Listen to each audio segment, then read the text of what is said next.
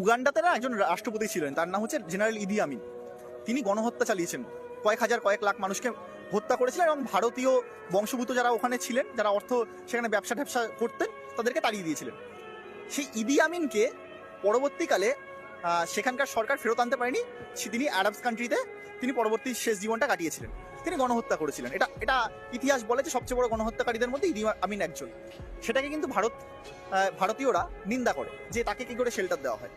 আজকে যখন দেখা যায় যে অন্যান্য গণহত্যাকারীরা বিভিন্ন জায়গায় পালিয়ে শেল্টার নিয়েছে, ভারতীয়রা চিরকালই তার নিন্দা জানিয়েছে। কিন্তু আজকের দিনে ভারতের চরিত্রটা একটু অন্যরকম। এখন ভারত নিজে গণহত্যাকারীদেরকে শেল্টার দিচ্ছে। এটা কিন্তু খুবই প্রবলেমেটিক। সেটা হাসিনা না অন্য কেউ, সেটা দেখার দরকার নেই। মানুষটা গণহত্যা করেছে, সেটা প্রমাণিত সত্য, সেটা সকলে আমার টিভির সামনে দেখেছি। আমরা দেখেছি যে আবু সঈদকে কিভাবে হত্যা করা হলো।